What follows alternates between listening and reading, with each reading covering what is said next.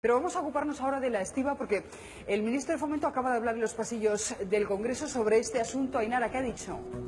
Nos acaba de informar el ministro de Fomento que las negociaciones siguen, pero que hay un punto en el que encalla esa negociación, es en el tema de garantizar las subrogaciones que exigen los estibadores. Por ahí el Gobierno no va a pasar, dice que con eso se incumpliría la sentencia europea y que no puede aparecer en el decreto. Sí puede estar en la mesa de la negociación colectiva, pero en ningún caso en el decreto. Así que por eso fracasó ayer la reunión y hoy nos daba estas explicaciones el ministro de la Serna. El tema de la subrogación por ley, ¿no? Yo creo que todo el mundo sabe que incumple la sentencia, aunque quisiéramos, no podemos, porque la Comisión Europea no permite que se obligue a las empresas a contratar a los trabajadores por ley, y por lo tanto la única explicación posible a que se volviera a plantear, conociendo como se conoce que esto es imposible de cumplir, es que queramos seguir estando todo el mundo como estamos, ¿no? Y esto no puede ser porque tenemos una sentencia y una obligación como país, ¿no? Bueno, no puede garantizar el Gobierno esas subrogaciones. ¿Qué entendemos por subrogaciones? ¿De qué estamos hablando, Jesús? Si hay un contrato vigente con una empresa y la empresa cambia, que la nueva empresa se tenga que quedar con el contrato anterior en las mismas condiciones y no pueda cambiar nada. Dicho así en pocas palabras. Lo que dice el Gobierno es que eso no lo puede garantizar que eso no lo puede, decreto ley, que eso no lo puede poner en la ley. Negociación colectiva. Sí, que eso se puede tratar después. Bueno, pues en pocas palabras es eso. Después hay reconocía el ministro que efectivamente acabó de nuevo sin un acuerdo la reunión entre el Gobierno, patronal y los estibadores. Todas las partes se acusan mutuamente de movilismo. El Gobierno insiste en que las peticiones de los estibadores son incompatibles con esa sentencia europea, especialmente la exigencia esta de que se garantice por ley la subrogación de los trabajadores a las nuevas empresas. Han quedado en hablar de nuevo el jueves y los trabajadores aceptan bajarse el sueldo un 6%. Veremos. La reunión ha servido para poner de manifiesto que el tema troncal es el tema de la subrogación.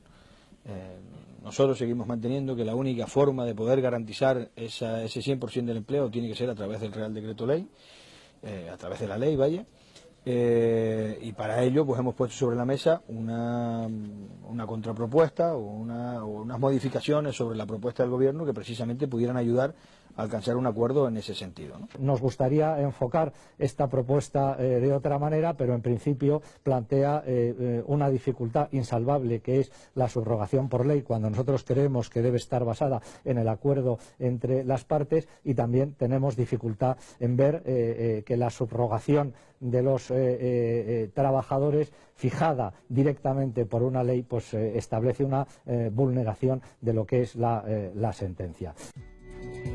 Bueno, pues saludo ya a Jordi Aragunde, él es estibador en el puerto de Barcelona y coordina el Consejo Internacional de Estibadores. Muy buenos días. Hola, buenos días. Bueno, ¿por qué ustedes insisten con pedir la subrogación en el decreto ley y no en la negociación colectiva? Porque dice el ministro, eso puede formar parte de la negociación, pero yo no lo puedo hacer constar en el decreto ley porque Bruselas no me lo acepta.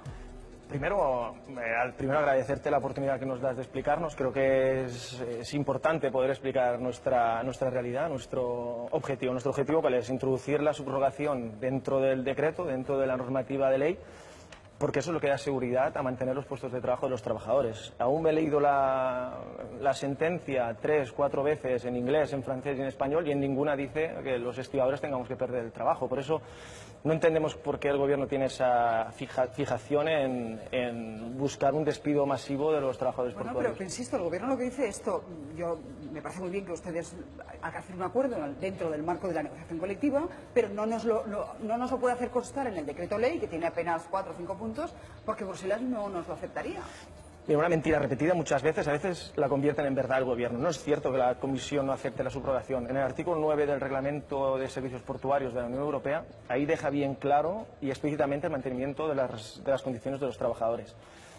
La comisaria repetidas veces lo ha trasladado, nos lo ha trasladado al Consejo Internacional, lo ha trasladado al Gobierno, pero siguen con el mismo mensaje de que no es cierto. Incluso tenemos la documentación enviada por parte de la comisaria al ministro de Transportes belga, que podía ser a cualquier otro ministro, donde asegura que es totalmente compatible el cumplimiento de la sentencia con la subrogación de los trabajadores, con el convenio 137 de la OIT que mantiene el registro de trabajadores, es decir, una regulación como está en todos los países de Europa. Es que es algo que nos enfada porque no es cierto, una mentira repetida a veces la convierten en verdad. La última oferta del Gobierno, corríjame si no es así, es esta: prejubilaciones con el 70% del salario para los estibadores mayores de 50 años y hasta los 55.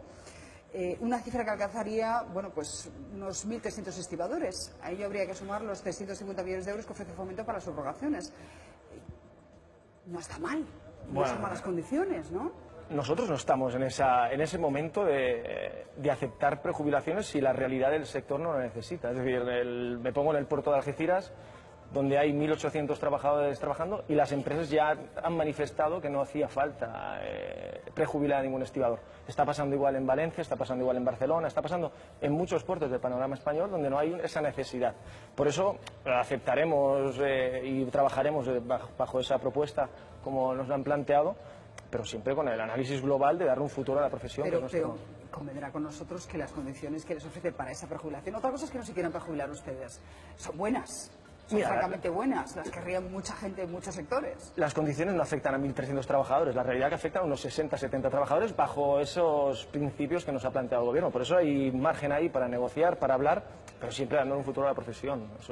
Quiero que nos hagamos eco de un informe de una consultora que asegura que la reforma que nos pide Bruselas es insuficiente. Reconoce que el sector de la estiba aporta el 1,1% del PIB y que genera 77.000 empleos, pero dice también que los costes laborales son un 400% superiores a los del resto de actividades logísticas y estima que los estibadores del Puerto de Valencia, por ejemplo, cobran 90 millones al año más de lo que deberían.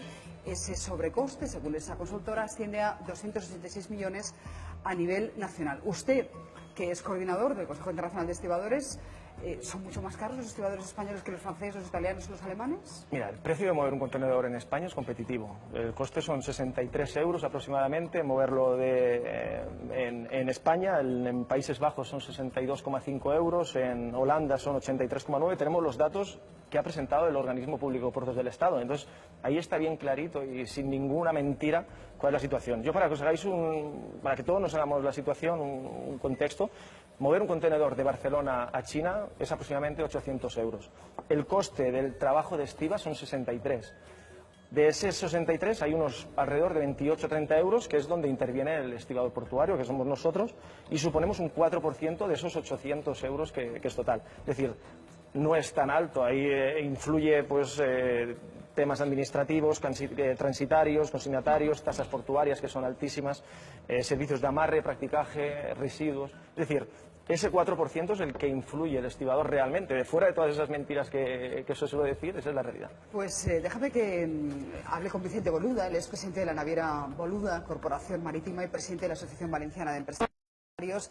Señor Boluda, ¿está escuchando usted las cifras, las argumentaciones que nos hace, bueno, pues este estibador en el puerto de Barcelona? ¿Qué responde? Buenos días.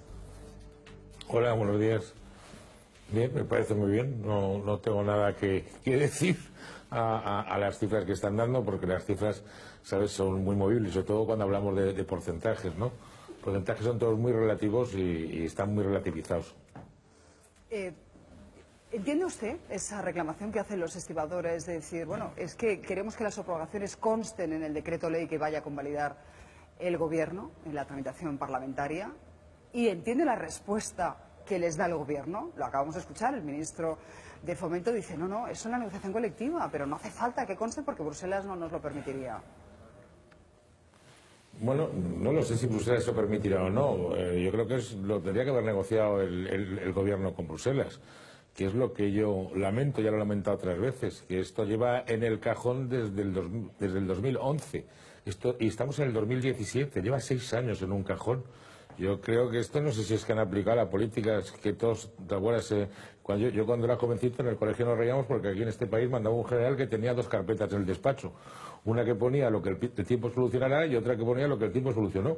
Y como lleva desde 2011, pues quizás, no sé, querían utilizar este sistema. Entonces, esto desde luego lo que no se puede arreglar es en 15 días o en 20 días o en un mes deprisa y corriendo. Esto Tiene que haberse tratado bastante antes. Señor Boluda, muy crítico con el Gobierno, y es verdad que no se entiende que, teniendo el Gobierno mayoría absoluta en el año 2011, no abordase esta reforma. Ahora está teniendo serios problemas para sacar adelante porque le falta una mayoría parlamentaria. Pues habrá que preguntárselo a alguien al que estaba ahí al frente, no lo sé. Ana Pastor, ministra de Fomento, Mariano Rajoy. No sé si usted... Pues quizás sea Ana Pastor o hay también otro que es presidente. Hay un organismo dentro del Gobierno que son puertos del Estado, que son los que organizan todo esto, ¿no? Pues no sé, igual habrá que preguntárselo. Porque está el mismo que estaba hace 6 años, ¿eh? Usted además acusa al Gobierno de no hacer nada hasta la sentencia del Tribunal Europeo y de asustar ahora con un decreto ley.